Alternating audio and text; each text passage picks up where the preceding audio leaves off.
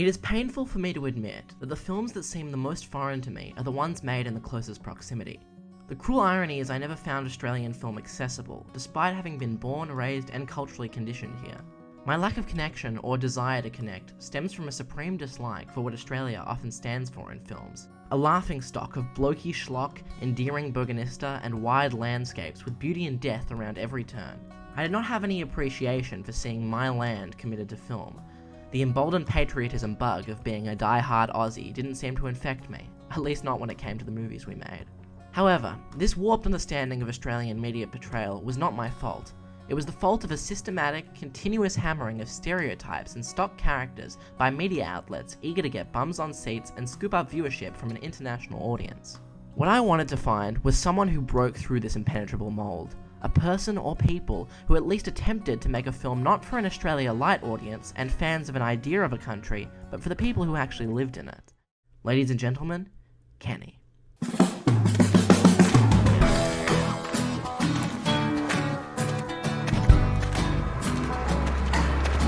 People, I must admit, when people find out what I do, when they ask what I do, I say I'm a plumber, and they say, well, that'd be pretty interesting, and I say, well, not that interesting, because I plumb in shit houses.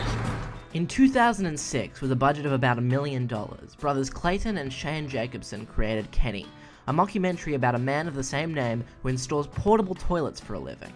We watch as Kenny maneuvers through his daily life, his relationships with his family, and his career. And that's it. That's the movie. The film is not seeking to tell a large story. It's more concerned with the development of its characters and thematic elements that can be applied to a larger context. This is the busiest time of year. This is the crazy time. Obviously, when the sun comes out, every bastard has a festival, and we get flogged like crooked dogs. It's a mongrel.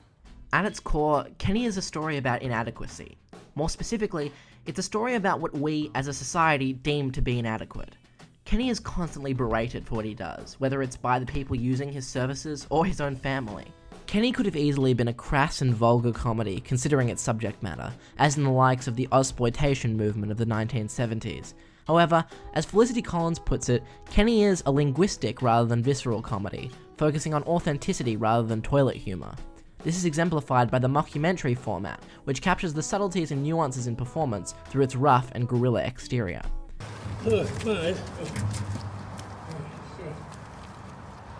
I understand what you're saying, I really do, and I am hearing you, but mate, what you got to understand is there is a smell in here that is going to outlast religion, alright?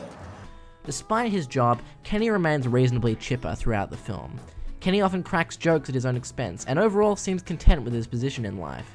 Hank Huijesser argues in his piece that Kenny is the personification of the foundational Australian myth of the Aussie battler. The battler is the quintessential Australian white working class male, often not very civilised, but lovable nonetheless for their strong moral fortitude. I instead would argue that Kenny is representative of Australia as a whole. He is the laughingstock of everyone around him, uncivilized, uneducated, and to an extent could be perceived as quite dangerous to a person based on physical appearance alone.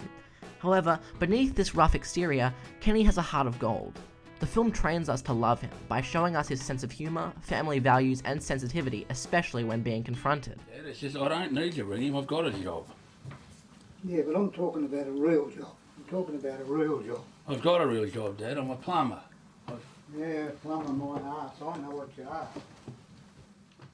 The film even goes out of its way to show you Kenny as he interacts with a foreign American landscape, further cementing Kenny's symbolic significance. Kenny attends the International Pumper and Cleaner Expo in Nashville around the halfway point of the film. We, as an audience, see him completely out of his element, a lone Australian bloke surrounded by futuristic toilet technology. His childlike glee whilst being amongst it all is endearing, yet also disheartening, as it paints a really upsetting picture of Australia juxtaposed against the wider world. It's in the name, it's American. We also see this dichotomy within Australia, as Kenny, the pinnacle of Aussie blokiness, dressed in uniform, runs around looking for his son during the Melbourne Cup, possibly the ultimate symbol of Australian high society.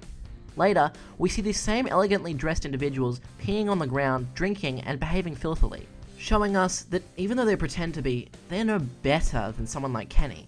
This is an example of how Kenny continuously subverted my expectations. It toes the line brilliantly of being a hilarious Oscar comedy, but also heartfelt and profound in its message, which, in my opinion, is, it's okay to be perceived as inadequate, as long as you're true to yourself. I think it takes a certain kind of person to do what I do, and it's just about having a thick skin. No one's ever impressed with what you do, no one's ever fascinated. It sounds a bit cheesy, but Kenny has repositioned the way I look at Australian cinema. The mold I referenced at the start only exists because it's been tried and tested. It's reliable. To onlookers, myself included, it can seem bland and insincere, but not everyone has the resources to make a Fury Road or a Happy Feet. Jesus Christ, Happy Feet had a budget of $100 million? Okay, wow. Anyway, I'm saying they serve a purpose, and you may not like it, but until we can learn to contend with our international counterparts, we might as well be content with our position and try to do a bloody good job with what we've got. Interestingly, at the end of the film, Kenny is offered a promotion for selling his toilets overseas. It pays much better than his current job, but would require him to work at a desk and not out in the field. His father is insistent that he takes it, coming from the perspective that more money will always equal more happiness. But if you've been following along, you know that Kenny is going to turn it down. And he does. This is the part of the film that really interests me, because it's suggesting that even with the opportunity to break out, Kenny much prefers the simplicity of his current lifestyle. Despite being literally dealing with shit all day, he still prefers it to sitting at a desk. Is this suggesting that it's just not Kenny's style? Or perhaps the years of conditioning of trained Australians to not get ahead of themselves, a la tall puppy syndrome? Maybe by even suggesting the latter, I too am guilty of the same thing as Kenny's father, not being able to understand how someone can be proud of something so, well, shit.